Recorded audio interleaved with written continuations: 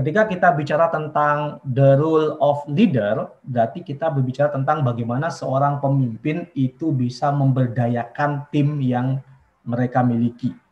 Nah, karena istilahnya gini, ketika kita bicara tentang tim ya, kita bicara tentang kekuatan individu dari tim-tim tersebut. Kalau orang sering bilang bahwa kekuatan dari sebuah pasukan, sekelompok pasukan itu hanya sekuat rantai terlemah yang ada di dalam pasukan tersebut. Begitu juga dengan teamwork. Jadi kekuatan tim itu sangat ditentukan oleh seberapa kuat dari member anggota timnya yang ada di dalam perusahaan.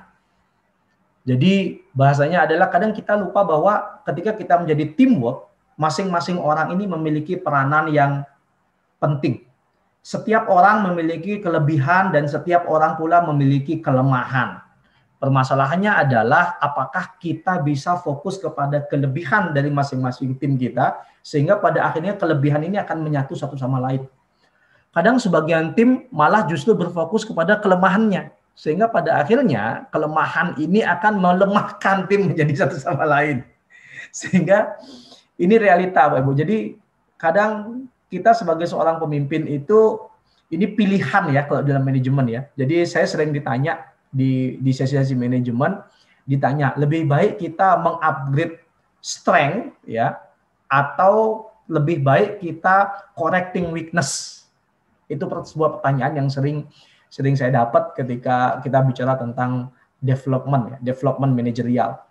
Kalau kita bicara tentang apakah kita lebih baik upgrading strength atau correcting weakness, maka yang paling penting nomor satu itu adalah upgrading strength, Bapak Ibu. Karena ketika kita bicara upgrading strength itu kita bicara tentang passion. Contoh kayak saya senang matematika gitu. Contoh ya, saya senang matematika, tapi saya lemah dalam pelajaran menghafal, kadang gitu ya. Sehingga ketika saya dikasih matematika, karena saya senang, maka passion saya itu akan di sana. Nah, tapi cilakanya adalah ketika saya dikasih hafalan, maka saya lemah sekali di hafalan, sehingga padahal saya malas di sana. Nah, kadang sebagian besar manajemen berpikir bahwa ya, yang penting kan kita harus perkuat yang lemah. Permasalahannya adalah orang lemah itu kita harus tahu dulu kenapa dia lemah. Jangan-jangan dia lemah memang karena memang dia tidak passion di sana.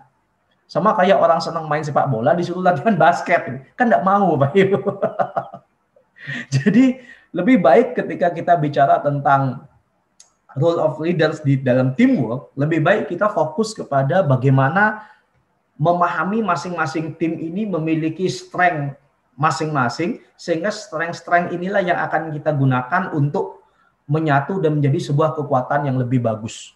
Nah, sedangkan weakness-nya itu biasanya bisa diperbaiki secara otomatis ketika skill ini akan naik. Jadi kadang yang sering terjadi adalah ketika kita fokus kepada strength, kadang pelan-pelan weakness-nya ini juga upgrading loh. Silakan seperti itu. Jadi bahasanya ketika kita sering upgrading strength dari seseorang ya, seorang personel gitu, maka kadang weakness-nya pun ikut terupgrade. Tapi beda ketika kita correcting weakness-nya, kadang strength ini justru malah kita lupakan. Sehingga kadang kita masih hidup di masa lalu, memaksakan orang untuk mengikuti pelatihan yang tidak mereka sukai. Makanya kadang di beberapa perusahaan, itu sering ketika development ditanya dulu karyawannya, development-nya maunya apa. Sehingga pada akhirnya kita tahu nih, needs-nya. Jadi training needs analysis-nya kita tahu nih.